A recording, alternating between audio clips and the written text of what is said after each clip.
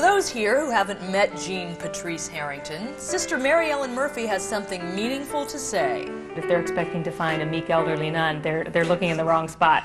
Well then, what should we look for? Sister Jean is a nun, and you would expect that there might be a certain amount of reserve. Reserve? From a woman who took up parasailing in her 70th year? Jean will try anything. Can't do doesn't exist in her vocabulary.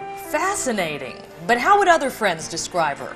She is a dynamo. Person of amazing energy and intelligence. She is a leader of people. Totally involved in whatever she does. A major force in this community. Let's meet this amazing woman. First of all, where did she come from? My parents were Irish heritage. We lived in Denver. Life was very busy. I danced with the Denver Grand Opera Company and dearly loved it.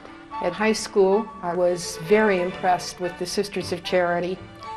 I loved their free spirit. I entered the Sisters of Charity at the age of 18 and haven't regretted it. Sister Jean first came to Cincinnati on a scholarship, attending the College of Mount St. Joseph. She completed her master's at Creighton University and her doctorate at the University of Colorado.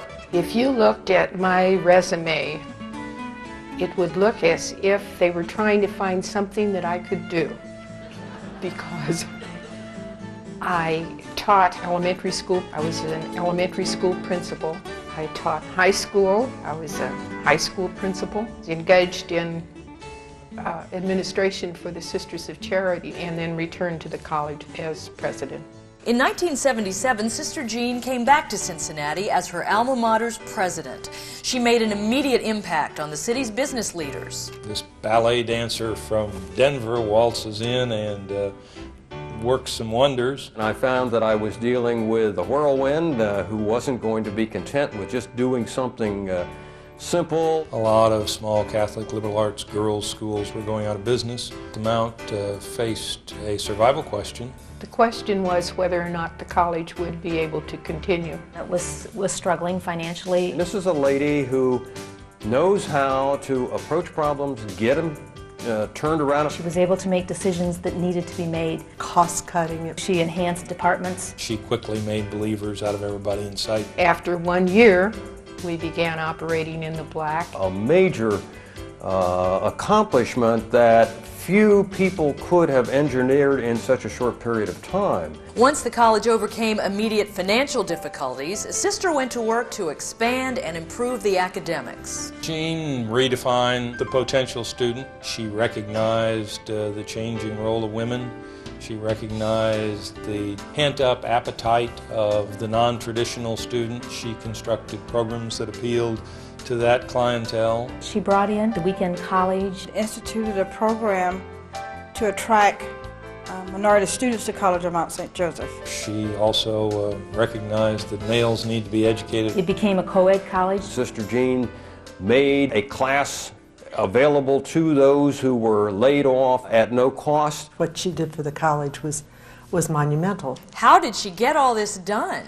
One of her greatest assets was her ability to get you involved. You seldom left her without a new job to do. Buzz used to warn his business associates. Be careful, because when Sister Jean gets you involved, you really get involved. She's not bashful. Be very hard to say no to. Sister Jean keeps you busy. I don't think I pressure people that hard. Perhaps it's her deep and abiding faith that drives Sister Jean. Being a Sister of Charity is very important to her. She has certainly dedicated herself to God. She wants it known that she is a Sister of Charity. I know that she's a nun in the way she cares for people. Her membership in the Sisters of Charity community is the driver of everything that she has done in Cincinnati. Sister Jean Patrice didn't confine her activities to the College of Mount St. Joseph. She's been involved in many other civic affairs. Established herself with her performance on corporate boards. She was on the board, trustees of the United Way campaign I chaired in 1994. And when John Pepper asked for volunteers for the difficult job of recruiting new companies, She took off and bingo, we had 5 new companies. the day came when Sister Jean felt compelled to make a wrenching decision. She would leave the Mount. I had been at the college for 10 years, so I made the decision. It was not easy to make. In fact, her departure was very emotional, but she left the college in excellent condition, financially and academically. Now it was time for new challenges. John Pepper was putting together the Youth Collaborative. The fledgling organization needed a dynamic leader.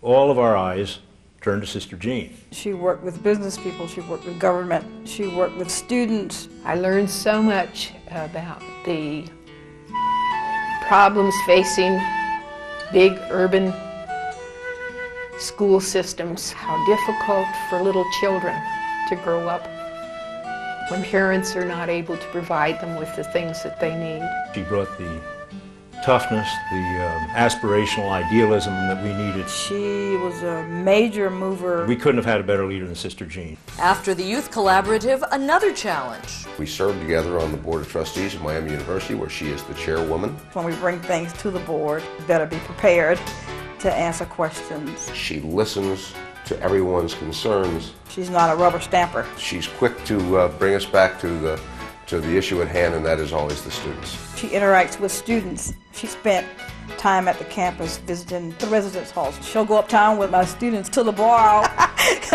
They feel very comfortable about asking her to do that. Which leads us to comment on a certain roguish quality inherent in her nature. Jean is Irish. She's got that Irish twinkle in her eye. You think she didn't kiss the Barney Stone? Of course she did. You can count on that. Well, if she didn't, the Blarney Stone missed a great chance. Sister's gift of the Blarney isn't the only Irish trait she's inherited. She loves to dance. It must have taken back some of her business associates that she invited to dance. I remember at a fundraising dance, she finally looked at me and said, "Well, aren't you going to ask me to dance?" They swung into a Glenn Miller tune, and Sister Jean and I were out doing the boogie woogie on the dance floor. Some would say, she doesn't act like a nun. But I think she acts exactly like a nun in the best sense of Vatican II. The congregation appreciates her in a way that she may not even realize. We truly are proud of what Jean has done and who she is. Without romanticizing it, it really gets back to the deeply spiritual nature, caring about people. That flows from an inner spirit. It flows from her belief in charity. It flows from her love of God. And I'll tell you this, whenever I get a card from her that says, "I'm praying for you," I feel good about it. Well, we'll all say amen to that.